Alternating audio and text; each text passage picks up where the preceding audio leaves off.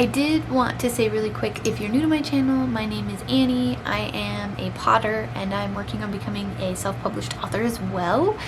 And this, is just gonna be a cozy catch-up video. I was thinking I might try to do cozy catch-ups like once a month.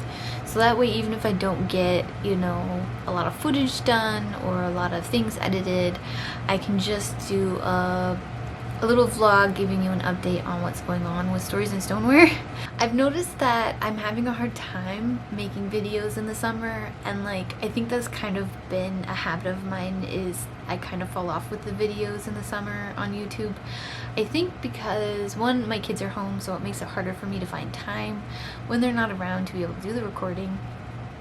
The other one is usually I'm just kind of working a ton with the pottery and stuff like that to be able to do shows and all that jazz.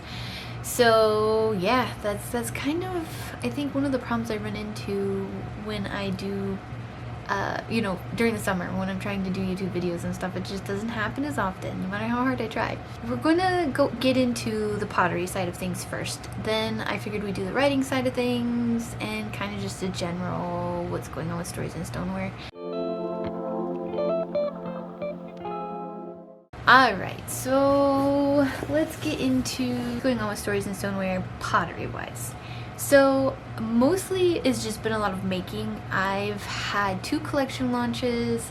I've done 2 shows, and I have one coming up next weekend. So that's been a little crazy, especially with having the kids and stuff.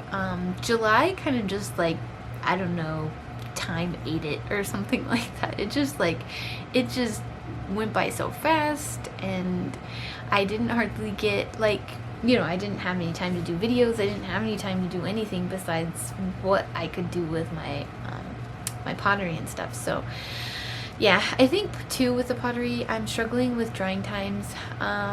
It's just so drastic in the temperature changes in the summer. Because we can have days that are 70s and stuff and raining, and then the next second we'll have a 90-degree day, and that just makes working with the pottery and stuff really hard to get to turn out. I have been struggling with making mugs. Mugs have been really hard. I've been losing a lot of them because of the random drying times and stuff. I do have damp boxes, so they're boxes that have plaster in the bottom and stuff that kind of help with the drying times and stuff, but it still is a struggle, especially with the clay I'm using, B-Mix. It just doesn't when you put things on it. It hates handles, it hates extra attachments. Anytime I do sculptural work, it just does not it doesn't like it, and it lets me know it doesn't like it. So that's been kind of a struggle for me, and it's meant that I've had to remake a lot of things or just had things not turn out. And I just haven't had a lot of mugs, which is funny because the mugs really aren't selling as well as my bump cups. Of course, I know I've said it a couple of times that those really are what sell well around here, locally and stuff. People just like the bump cups, so they're just cups that kind of have bumps on them. They're kind of ridges. They're really comfortable to hold. And yeah, that's kind of what sells here. That's what I've been making mostly. And they're easier because I don't have to put a handle on them, so kudos to that. I've contemplated actually going and doing other things that don't require handles, or a lot of attachments, straw travel cups or just travel cups in general, to see if those sell okay and stuff. I just, again, haven't really gotten around to it. But yeah, so I've done, I did a big art show in July, or June. I did a big art show in June. I did a smaller one in July, and I'm going to be doing kind of a fantasy one in August. And I'm actually really excited about the fantasy one. I like being able to dress up. I like being able to play a part, and it's just fun. I mean, it's part of the reason why I do the Ren Fair every year. It's just a lot of fun, so I am excited to be able to do that. I have to say my shows didn't go super great this year. There were too many potters at the big art show.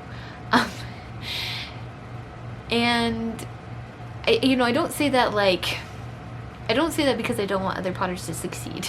I say that because you know, over and over and over again, I had people being like, oh, another Potter, oh, another Potter, there's another Potter here. Like, it just, there was too many Potters at the art show. I almost would have rather them just not had me as part of the show and, you know, had one less Potter and somebody else in the show, I guess. And then I kind of did a bit of research, and I guess pottery's gotten really, really big lately in my area, and a lot of the major art shows and stuff like that have been talking about how that's usually the art that they get most requests for is pottery. And so it makes it hard to do, like, you know, the jury stuff and figure out who's in the show and who's not and things like that.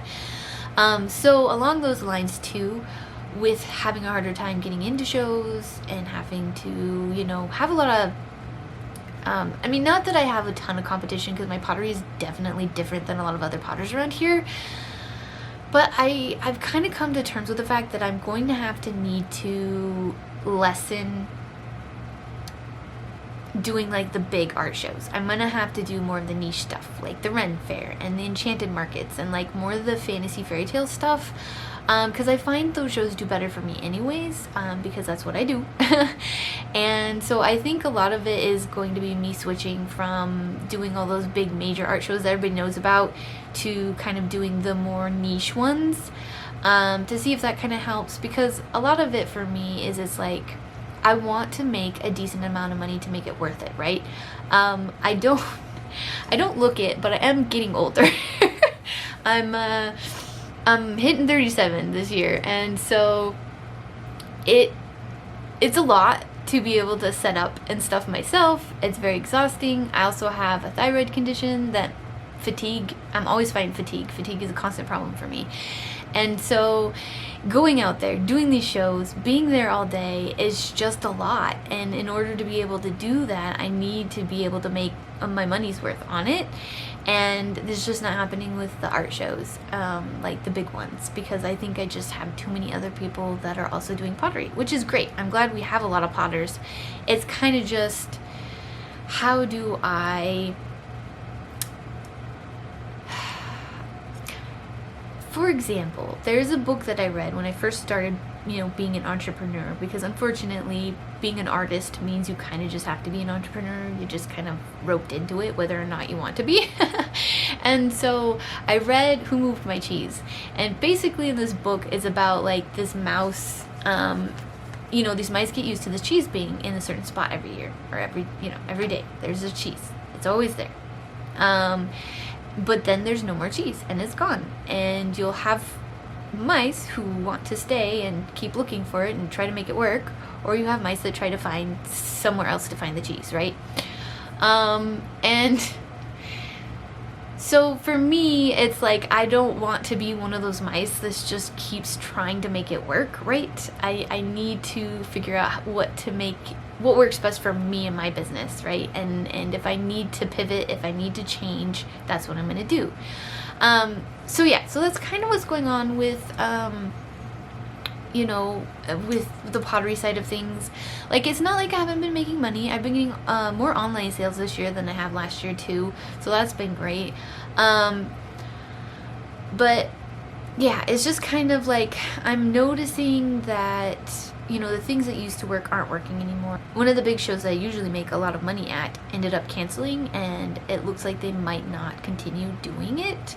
And so that kind of hurt a little. But yeah, it's kind of like, well, I can't change that. How do we go from here? How do we pivot so that we can make the best of the situation? So yeah, so that's kind of what's going on with pottery. I'm doing good, making lots of pots. I am still in the shop from here. I am also looking at being in another local shop. I'm going to be doing like a trial run around November. I told them I had to be done with the Ren Fair before I even tried anything like that, because I need to have as much pottery as I can for the Ren Fair, because that is my big show of the year. That's where I make a lot, you know, a decent amount of my money for pretty much till the next year, right? And so yeah, so that's kind of it for me. Is it's like, I would love to be in your shop, but in order to have enough stuff, I need to be, you know, I gotta wait till after the Ren Fair. So I might be looking at that. I'm also looking at getting into another local shop that's close to me, which would be nice because it's like maybe 10 minutes down the road, which would be super cool to be able to get my stuff in there and super easy for me to like restock, things like that. So I'll probably look at trying that too, you know, later on in the year as well, after I'm done with all the shows. Yeah, so you know, it's working. It's you know, it's not the greatest, but it's also just kind of, you know, one of those years where I'm learning that, you know, you can't always depend on the things happening the same and stuff like that. So that is kind of my pottery spiel. So the other big thing I have is writing, and I know that's been something that's kind of been hit or miss in my videos. I don't always remember to record it. It's kind of a new part of my business I'm trying to add. But I am here to say I finally have a release date. I have pre-orders. The book, Eyes of Pewter, is officially coming out. So excited. So yeah, I'm going to actually be a self-published author here at the end of August. So August 26th is when the book is coming out. Like I said, it is available for pre-order on Amazon currently. And I'm working on getting it on other retailers too. There's a lot of logistics with setting up author profiles and like the first time around, and it takes longer, I think, than you know, when you have second, third, and fourth books. So I haven't quite got it all. But if you do buy books from Amazon and you want to get your ebook, it is for pre-order. I'll put the link below. But yeah, I'm super excited that I actually am going to have my book, and I am going to be doing paperbacks as well. I'm currently in the process of working with the printers and stuff. They finally approved the book cover and all that jazz, so we'll see how it all goes. Hopefully they print okay. I'll probably be getting approved just to see how it turns out and stuff like that. And yeah, I'm like really excited that I finally got that going and I finally got that done. I will admit a lot of my time lately has just been doing the books and the author things and the trying to be at the different retailers and the working with the printer stuff like that. All the not fun logistics parts, right? And so I've actually been missing writing. I managed to get in a couple of, you know, hours here and there and stuff, but I can't wait till this book comes out and I'm done with it and I can just get back to writing, right? And also, of course, pottery. But the hope is that for the Ren Fair, I actually will have the books available to purchase through my printer, because I can order them myself, and then it's actually just going to be a aggregator, which means it's going to be, my printer's going to be sending it to all the other sellers, so like Amazon, you know, Barnes & Noble, you know, all the different retailers. It'll send them wherever, so that, yeah, I'll have print books too. And then of course I'll be able to order my own copies and be able to sell those, like signed copies and things like that, so that'll be cool. And I am of course going to be making pottery off of my books. Now with the logistics of things, I think I'm going to hold off on like making a whole collection till I'm like done with the Ren Fair and things are a little less intense. I know I say November because it's like one of the biggest like months for making money, right? But my November are usually a little bit more chill than my October. Like October is insane, and especially the first part of the month, right? And so like the end of October going into the beginning of November is usually a little bit more chill. So that's probably what I'm going to try to like actually make a whole collection.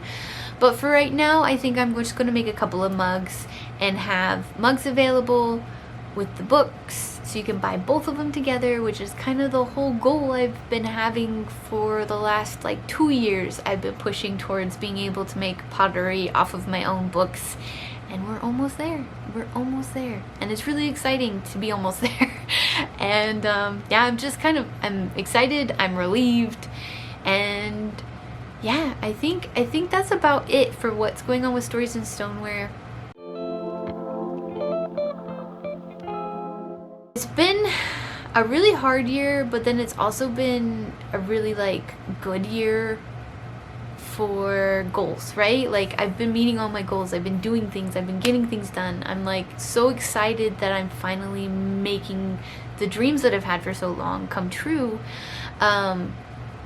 You know, and so it's just kind of like this, I'm up, I'm down, I'm up, I'm down, I'm up. I don't know, it's been a wild ride. 2025 has been a wild ride. That's kind of where I'm at. That's kind of where Stories N Stoneware is at. Like I said, I'm just trying to be the little mouse who's just pivoting, who's just trying to make it work, finding cheese somewhere if I can. And yeah.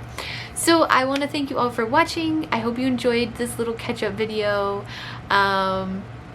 And I will see you in the next one. Bye.